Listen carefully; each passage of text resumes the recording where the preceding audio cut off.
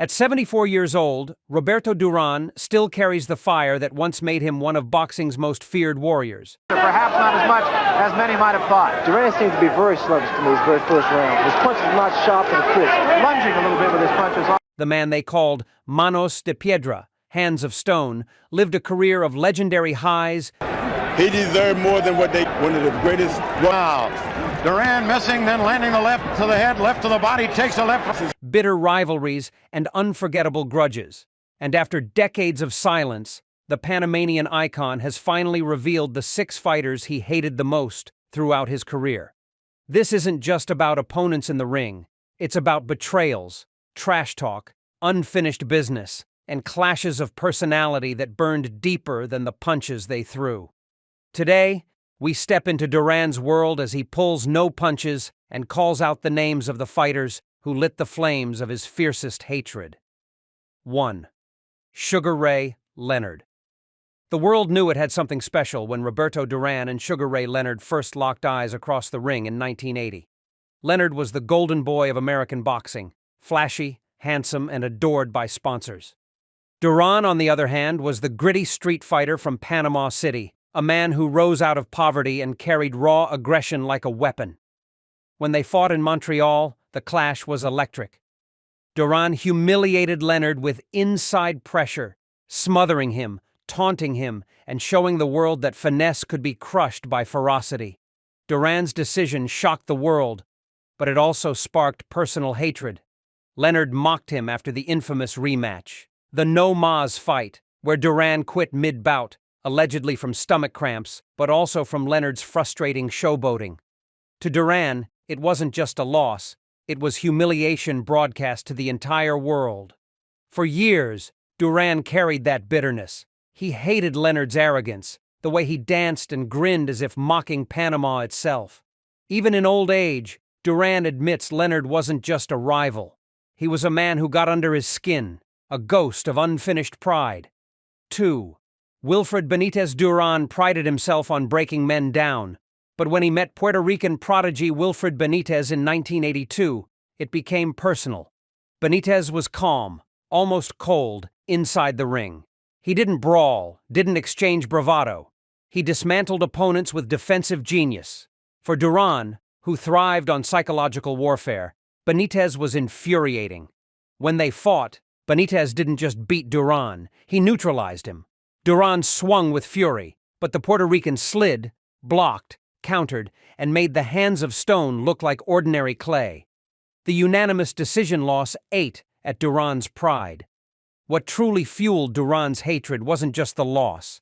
It was the smugness he felt from Benitez's style. No trash talk, no emotion, just a masterclass that left Durán powerless. For a man built on intimidation, being treated like a puzzle solved too easily burned for years. 3. Thomas Hitman Hearns. If Sugar Ray Leonard bruised Durán's ego, Thomas Hearns crushed his spirit, literally. In 1984, Durán stepped into the ring against Hearns, and what followed was one of the most brutal nights of his career.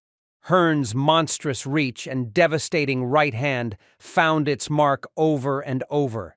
In the second round, Hearns delivered one of the most iconic knockouts in boxing history, flattening Durán like a fallen statue. To this day, Durán recalls Hearns not with respect, but with deep-seated anger. He hated how Hearns carried himself after the fight, dismissing him as if he were just another stepping stone. He hated the way people replayed the knockout endlessly, as if erasing his decades of dominance. Durán once admitted he could handle losing, but losing that way in that fashion scarred him.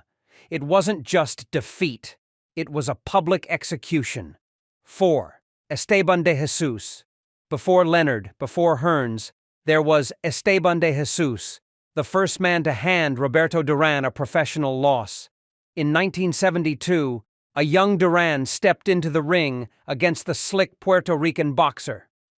De Jesus stunned the world by flooring Durán in the very first round, then outboxing him for the rest of the fight.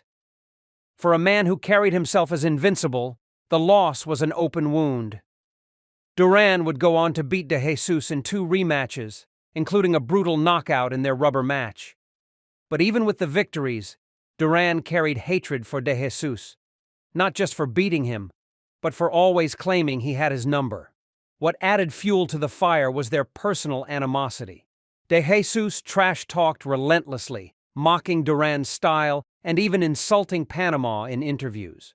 To Durán, it wasn't just rivalry, it was disrespect that crossed into hatred. Yet fate had a cruel twist. Years later, De Jesus would contract HIV in prison, and before his death, Durán visited him to offer forgiveness. But that didn't erase the years of bitter rivalry. De Jesus had been the thorn in his pride, the reminder that even hands of stone could be cracked. 5. Hector Macho Camacho. If there was one fighter Durán couldn't stand outside the ring, it was Hector Camacho. Camacho was flamboyant, loud, and loved attention, everything Durán despised. Their 1996 fight wasn't just about boxing. It was about two generations clashing, the old lion versus the flashy showman. Durán, well into his 40s, gave a respectable performance, but Camacho's speed and volume carried the night. What really stung was how Camacho gloated afterward, mocking Durán's age and declaring himself the real legend. Durán admitted that Camacho's mouth irritated him more than his fists. He hated the way Camacho disrespected opponents, turning boxing into a circus. For a man who lived by fighting with honor, no matter how dirty inside the ropes, Camacho's antics felt like an insult to the sport itself. 6. Ray Mancini. By the late 1980s, Roberto Durán was already a legend. But younger fighters were always eager to carve their names off the back of his legacy. Ray Boom Boom Mancini was one of them. Mancini, known for his relentless pressure and tragic history with the death of Duk Koo Kim, carried a blue-collar reputation that boxing fans loved. When his name was mentioned alongside Durán's, it was painted as a passing of the torch. That to Durán was an insult. He despised the idea of being anyone's stepping stone. Though the two never shared the ring, Durán often expressed disdain for Mancini, calling him overrated and fueled more by hype than true greatness. To Durán, Mancini symbolized everything he hated about the boxing machine. Fighters built up by the media, waiting to feast on fading legends.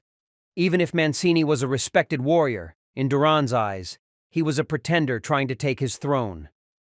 At 74, Roberto Durán no longer laces up the gloves, but his fire hasn't dimmed.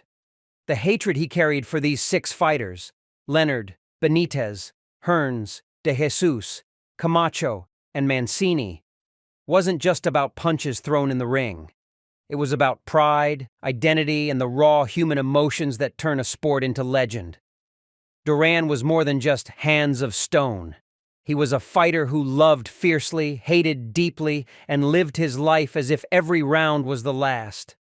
And perhaps that's why, decades later, we're still captivated not just by the titles he won, but by the enemies he made. Because in boxing, hatred is often as immortal as glory.